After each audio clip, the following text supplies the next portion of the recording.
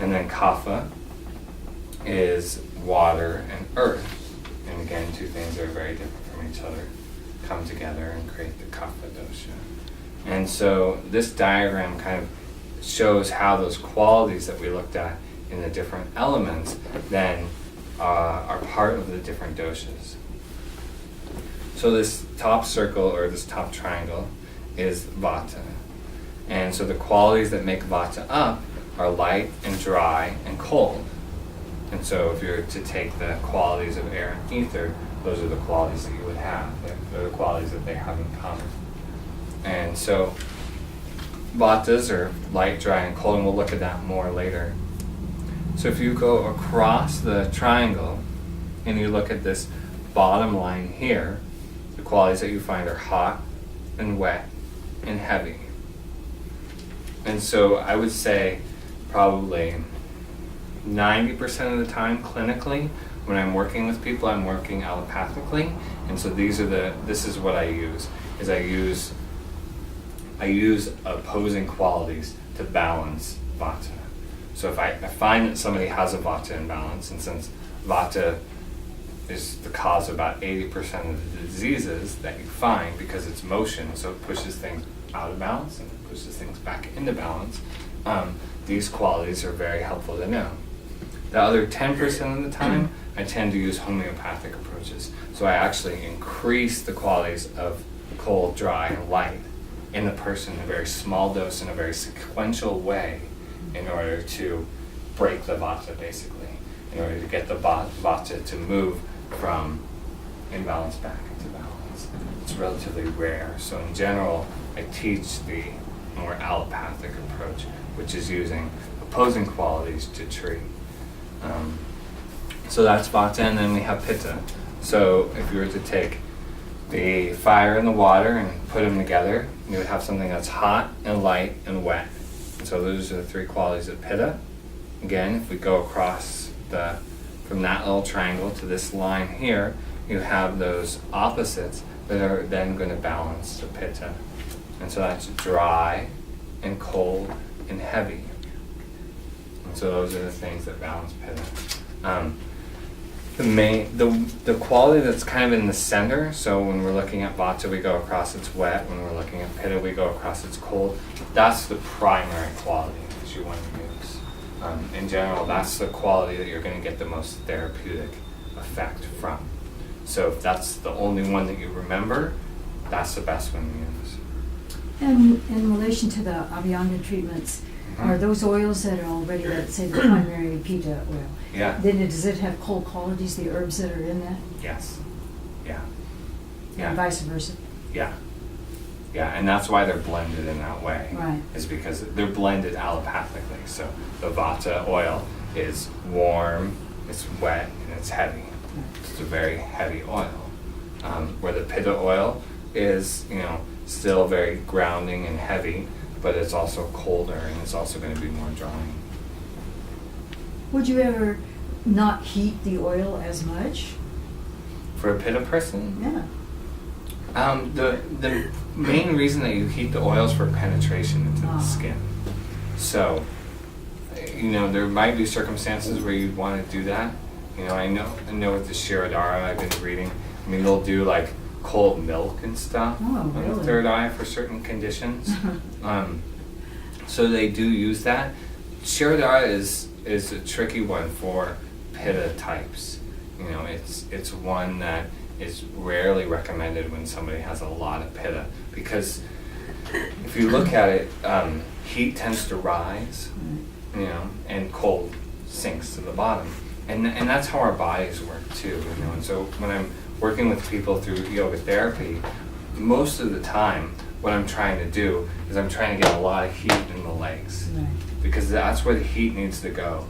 And it tends to be that the fire channels are blocked, and so they start to accumulate a lot of tension in the shoulders because they can't drain the heat. And so it creates all this anger and irritation and stuff in the head because it's not draining. But if you wake up the legs and you actually get heat and movement and action happening in the legs, and you can usually drain those channels. And once the channel drains, then the moisture or the these more copper qualities, the moisture in the juice starts to rise. You know, when you look at yogic texts, they say the juice rises into the heart. And then once the juice rises into the heart, that's what we call ojas. And that's like your resiliency and stamina and ability to really like face your life, you know, head on. So to speak. So then we'll look at kapha. So kapha is wet and cold and heavy. And so the qualities that balance it out are dry and light and hot.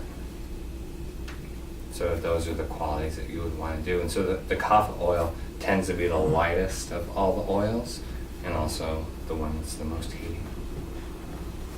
So is Shirodara probably best for Vata type? Yeah, or for Vata imbalances. Uh-huh. Yeah. Mm-hmm. Yeah. You know, we even had that experience the last time when we were doing the training. We were working on Mitch, and she got really aggravated Mm-hmm. with the Shirodara. I remember that. She's She a very, didn't like that. yeah, very But type A remember, I personality. loved it. Right. Right. And I'm basically Pitta, Yeah. you know, but I have some of the other qualities too. But I loved it. It Yeah. really was wonderful for me. Yeah, and it just depends. And traditionally, Shirodara is done a sequence of 7 to 14 to 21 days. And Every that, day Every day. Yeah, and it's done only in the morning with the same oil. with the same oil. Hmm. Yeah. And so, you know, traditionally, you don't do a Shirodara after about 11 o'clock, you know, because you start to get into Pitta time. 10 to 2 is Pitta time of day. And so you do it in the morning every day, and for minimum 7 days in a row. And when you do that, it resets your cerebral spinal fluid. I mean, there's just some amazing physiological changes that can happen in a person if they're willing to undergo that process. Unfortunately, that's like something that you offer when you have a retreat center and you know people are stuck there, and you can do that every day. It's not what we have available to us as far as the spa goes. But it's nice to know that that's traditionally how it's done and how it's, you know, really makes some deep changes. So when you're practicing, try to get somebody to do it only 7 times. Keep your oil and see, you know, because it's pretty magic. So those are the doshas. So I put this here because this is basically me in a nutshell. So I'm about 50% Vata, I'm about 40% Pitta, and about 10% Kapha. I'm probably a little higher Pitta today because I got sunburned. But so the idea that we look at least in chronic care, acute care is a little bit different, but so I'll just talk about chronic care, is that if you're a 50% Vata person, so if your qualities tend to be more of these dry, light, cold qualities, so you have kind of a lighter frame, you tend to like a lot of activity, you tend to like to do a lot of things, you have a lot on your plate, then your cup is already 50% full. And so if you are eating a lot of salads, which are light foods, and you're increasing your activity, you're doing lots of running and biking and fun things like that, and or even like eating dry foods like chips or rice cakes or crackers or those kind of crunchier foods, then you're just steadily increasing the amount of Vata that is in your constitution. So this 50% that you have changes based on what you bring into your life. If you bring in a lot of activity, it increases. If you bring in a lot of dryness, it increases, and it just continues to increase. And our body is very adaptive, so are our minds. And so we can adapt to that up to a certain point. And then it starts to spill out the size of the cup, and then we start to get symptoms. And so in the Ayurvedic pathogenesis, when we look at that, the first symptoms that a Vata person is going to experience is gas, because that's basically air, just like stale, stagnant air trying to get out of the body. The colon is also considered the seat of Vata, so anything that happens in the colon. So first comes the gas, then oftentimes the Vata will start to come into the plasma, and once it affects the plasma, you start to get dryness on the skin. So that's the second stage. And then the third stage is usually constipation. Sometimes bloating will happen, and that's the third stage. After that, the vata that has come into the tissues, we call it relocation, manifestation, diversification. So those are the symptoms that you'll actually get diagnosed with when a doctor, because the vata that's normal seated in the colon relocates into the knee, diversifies, it starts to actually break down the structure of the knee through the dryness, and then that it diversifies, and then it actually manifests into a new condition, and you have arthritis in your knee. But it was all caused initially by vata in the digestive system because you didn't treat the gas, you didn't treat the bloating before it was able to move to somewhere else in the body. So that's kind of how that process unfolds for each one of those doshas, is in that general pattern. And so that's why Ayurveda is often considered to be preventative medicine. Because if you are eating the foods that aren't giving the gas, then it never gets a chance to actually relocate and diversify and manifest into another condition that is then really hard to treat. Because once you have arthritis in your knee, it's a long haul.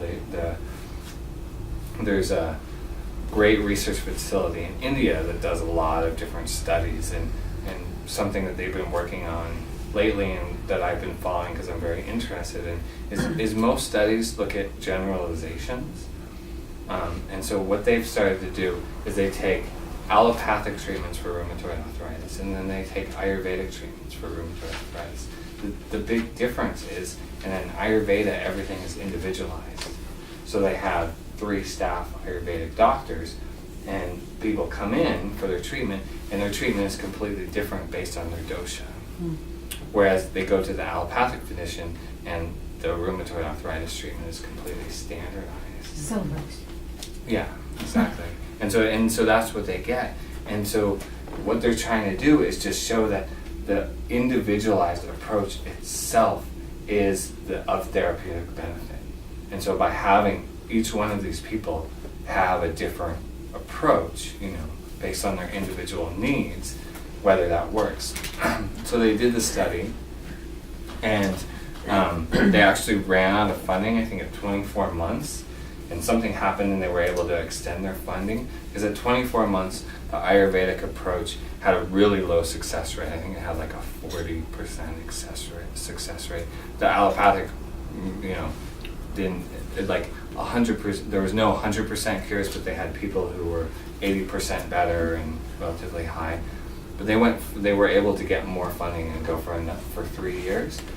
And they had 95 people, or 95% of the people with 100% remission of the rheumatoid arthritis through that individualized approach for 3 years. I mean, that's seeing your doctor once, sometimes twice a week for 3 years. Wow. I mean, nobody's willing to do that over here, but in India, that's more commonplace.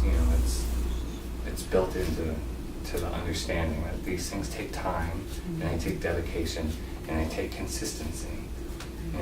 And that's with the spa too. I mean, for your people who come in week after week after week, they're not the same person in 3 years. But it's just helping them to understand that. And Ayurveda is one of the ways that we can help people understand how important that consistent care over time really is. Because the more that you get to know them and know them as an individual, the more capable and able, based on these qualities, you're able to really address the specific needs that they have.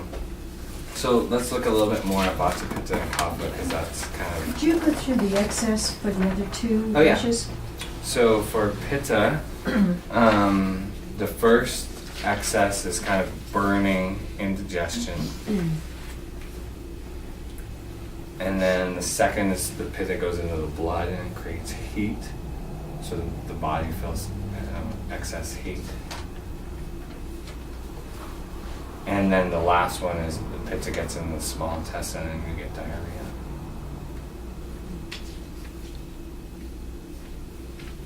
And the small intestine is considered to be the seat of Pitta because of all the enzymatic activity that takes place in the small intestine.